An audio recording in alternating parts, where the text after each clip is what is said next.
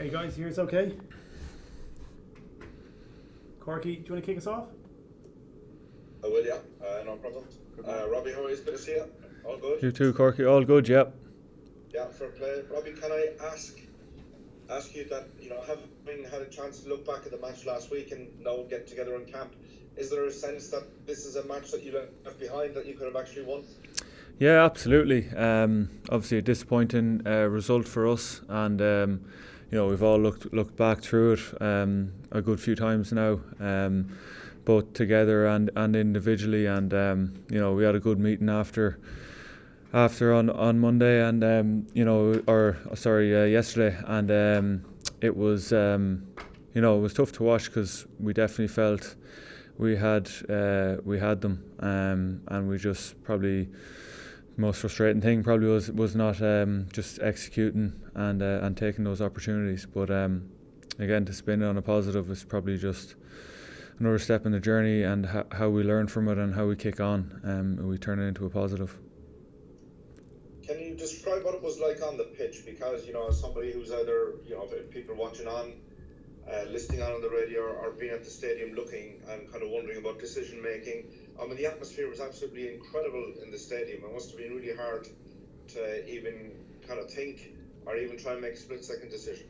Yeah, it was electric is probably the word I'd describe it. Even from the warm up, from when we went out to warm up, it was the stadium was bouncing, and for us again, we knew that was going to happen. We prepared well all week, and kind of like that cauldron effect when you go into the heat of battle, and it's just like it can affect your decision making, and two, your communication can be affected because you can't hear as much when you're playing, as opposed to last couple of years where you're playing in empty stadiums. It's a lot easier to communicate and to chat and hear. But again, we feel that didn't really have an effect on us as such. I think we definitely had our opportunities there to go ahead and to win the game. So I don't think that had an effect.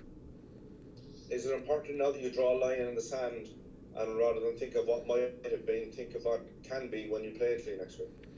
Yeah, absolutely. I think we can definitely draw a line in the sand, and just take a step forward and take all the learning from that game, because a couple of weeks after Italy we travelled to Twickenham, and it's another really intense environment, and some guys mightn't have played there before in a full stadium. It's up there with Stade de France, so it's definitely we'll learn from it, and we'll roll our sleeves up for Italy next week, who we always know are a really physical challenge, and they'll definitely test us physically. Good man, thanks very much, Robbie. Cheers. Hi Robbie, how's it going? Hey, how's things? How are you doing, I suppose, because it's been a frustrating season in terms of injuries and not playing a huge amount of rugby. I mean, where do you feel you are now, kind of in terms of match sharpness and getting back on track? Yeah, it's been a bit of a rocky one for me this year. Feel fresh, to be honest. So I'm ready to go. So I've been training away the last couple of weeks, and so ready to kind of step forward now. Obviously the stop-start kind of season for me hasn't been ideal, but hoping for a stronger finish to the second half of the season. The body feels good, mentally feel good, feel sharp. So it's exciting. What is the mental challenge like of coming into a Six Nations without the usual match sharpness and being out of the team for the opening fixtures? You're sitting there kind of watching Gary and Bundy going well. Is it difficult to not start putting too much pressure on yourself or trying to force things when you do get your opportunity? Because I presume you don't just imagine you're going to walk straight back into the team. Yeah, it's about waiting for your opportunity first and foremost. The lads are going really well. Fair play to them. It's been a good start, and they've been building But for me, it's just stick to my process, what's worked for me. Have big confidence in that, and don't try and force things. Just do the right thing in training and stay positive. That's all I can worry about is me and making sure I do the right thing. Just finally for me, I remember last year you were speaking a lot about kind of working on your footwork and things like that. Has the time out injured this year allowed you to focus on anything different or work on a different area of the game, or take any little positives like that out of an unfortunate situation? Just always looking at developing your core skill set, both in attack and defence. Your vision as well. Vision training is big in the game, so I've been working on a lot of that as well. So yeah, a lot of areas to just keep brushing up on. Great, thanks, Robbie. Cheers. How are things, Robbie? Joe here. Yeah. I read there in an article that yourself and Hugo and Gary went for a dip and then you did a video review of the match on Monday. Was there anything in particular you were looking to glean from that? Probably just to sit down as opposed to going through it yourself. It's always good to sit down with a couple of lads and get different opinions. Asking what are you thinking here? What do you think we could have done? Did we do this well, or could we do better? So I think that was the main aspect of that.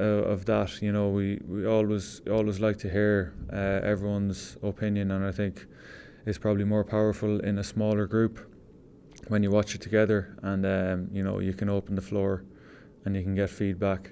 So that was the main reason, and it was a good way to go through it.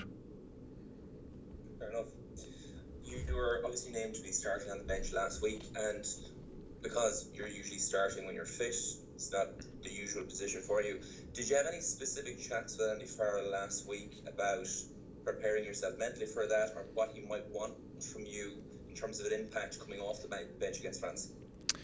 Yeah, no, we spoke briefly, and it was just to make sure it was ready to go. Add value whatever way you can. Don't try and stand out and do it all yourself. It was just more to make sure you bring energy once you come into that game, into the game towards the end of it, and make sure you really kind of show that you lift it with energy. And same for all the subs. They're basically the energizers when they come on, and that's a huge role for everyone coming off the bench. So hasn't been my first time in here to come off the bench. So yeah, it was I've done it before. Fair enough. And just finally from me, the partnership in the centre is obviously a very particular one, and that understanding is really important. Now obviously you have that with Bundy and Gary because you have huge experience playing with them, so I'd say the understanding and the telepathy is there, but how important is it to get match practice with guys at test level so that the wheels are oiled when it comes to the intensity of playing the likes of France and Paris? Yeah, it's hugely important. You can't really replicate test match minutes in training, so I suppose, and that's probably the challenge coming into camp as well. You're coming straight from your province, and you have a week to prepare and then you're into the games. So it's probably just everyone has to be ready at the drop of a hat, and that's the huge challenge. But again, we prepare as well as we can, and we train as hard as we can, and to try and replicate those scenarios that we'll face on the weekend. So we've been doing that the last 3 weeks, and it's definitely paid off, in certain aspects of the game. Cheers, Robbie. Thanks. Cheers. Take the last couple there, lads. Hi, Robbie, how are you? Hiya. Just wondering, in your downtime, did you watch the match on your downtime, or what else did you get up to try and switch off from the rugby before you came into the camp? Yeah, absolutely. So yeah, we watched it a couple of times, both like individually and with a small group of lads. It was good to do both. So yeah, it was obviously you want to turn the page and you want to move on quickly, but you have to take those few days to reflect and look back, I suppose, of throughout the week how, could we have done individually, could we have done things different, or in preparation for the game, and you always kind of ask those different questions. But yeah, it was tough viewing, obviously, the few days after. And we were just talking to Andy there about diversity in the dressing room, and it's just a topic of conversation at the moment because of France, about where all their players come from. From your experience with the Lions, how much did you get from mixing with people who are coming from totally different backgrounds? And I suppose it's in comparison to the Irish dressing room, which in general feeds through a schools, academy, province system. And how much of a virtue is it to maybe make the most of having lads from different backgrounds?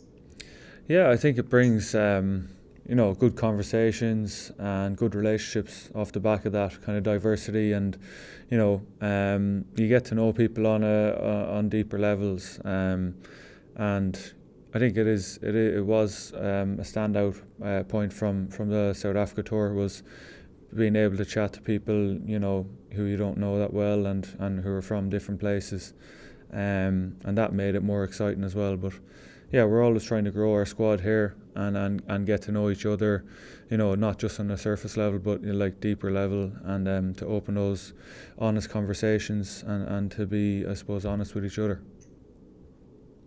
Thanks, Robbie. Cheers. Okay, thanks folks. We'll leave it there and we'll catch up with you next week.